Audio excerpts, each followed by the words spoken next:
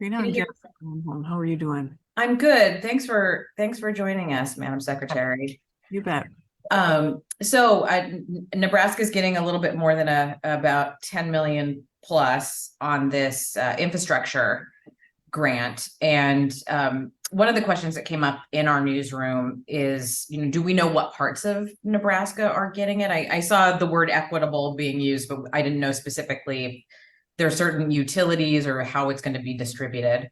Yeah, I mean, this is obviously will be determined there on the ground. I can tell you this, that I know that it's going to be used to harden the grid. So, meaning that in places where it's extremely vulnerable due to, in particular, the application mentioned that it was going to be used for areas that have been hard hit by winter storms.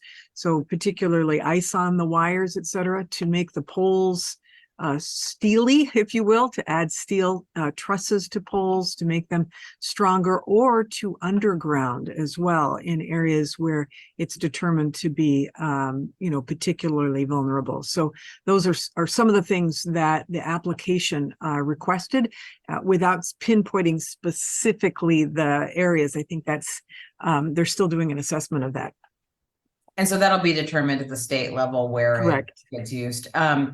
And then, yeah, that was one of my other questions. Like, what does it mean to modernize the grid? Because obviously we just had a huge heat wave come through the Midwest.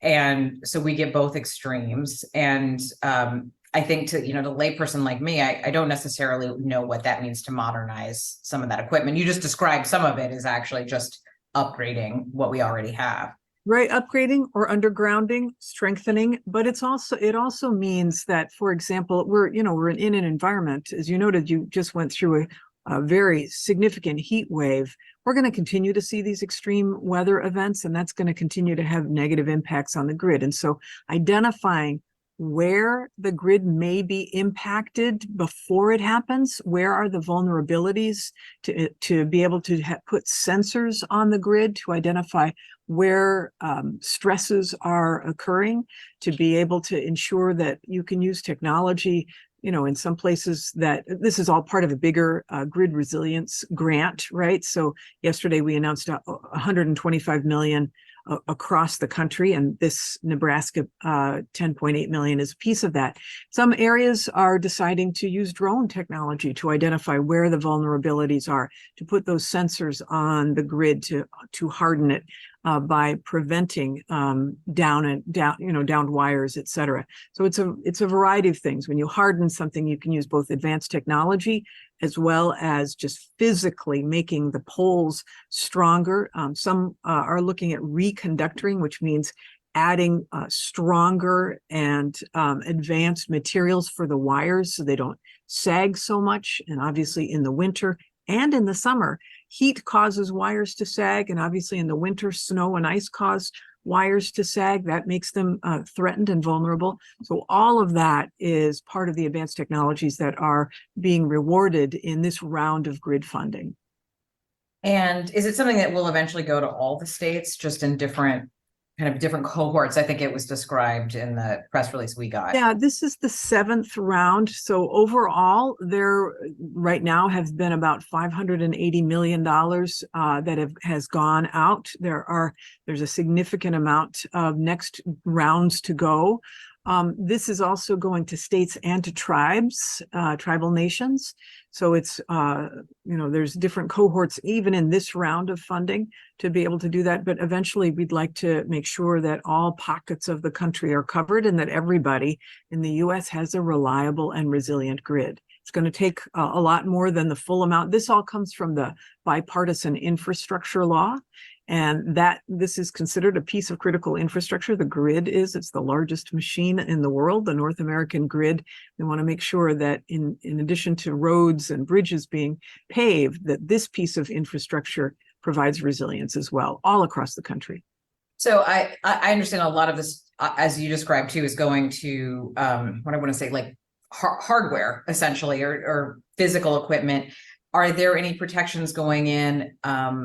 Or is this being used in any cases to protect against, say, cyber warfare or cyber terrorism? Is that part of this as well? Yes, that's a great question, because we want to make sure that for example, as we install next generation technologies on the grid to be able to sense where vulnerabilities are, we want to make sure that those technologies don't open a door for malicious actors to embed software, for example, or to get into these this very important piece of infrastructure. So yes, some of the places decided that they wanted to use the money for this, for specifically for cyber protection of the grid as well, and we're encouraging communities to think about that.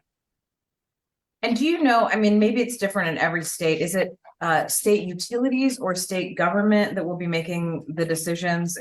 Does it just vary by constituency who's making the choices about how this is such a great question because as you're probably aware by the nature of the question, the grid is extremely complicated, run by both public utility commissions, run by utilities that are publicly owned, utilities that are municipality owned, utilities that are cooperatives. There's private utilities, there's public utilities, all playing together in the sandbox, and it's a very complicated sandbox. So in some cases, it is the public utility commissions that are appointed in most states by the governor that make the decision about how this planning occurs. Most states also require an integrated plan that includes all of these pieces to ensure resiliency of the grid. Many states have, in partnership with there's a regional transmission organization that may include several states to make that happen. So it is an extremely complex system, but the system has to be secure from both weather events and cyber events. And that's what this is a significant public investment in our nation's grid is all about. And then, Joe, we probably have to go in a second here. Jobs. It sounds like it may or may not create jobs. I don't know if it'll create permanent jobs, but that was mentioned as well. In fact, part of the application was to make sure that their workers are trained to be in Nebraska, are trained to be able to install the technology, to be able to maintain the grid. Every state is making sure that we've got the kind of not just engineers, but also utility workers that are able to both maintain the grid as well as to install new technology on the grid. This is all kinds of jobs for all kinds of people. It's one aspect of the bigger clean energy agenda that the president has been focused on, and that you're seeing all of these factories pop up around the country for building solar panels or building electric vehicles. We're going to fund the pieces to be able to get us to this goal of being resilient as a nation by providing our own energy sources from clean energy. All right. Well, I think I probably have to let you go. So thank you for meeting with us today. Appreciate it. Thanks, Katrina. All right. Thanks, Katrina.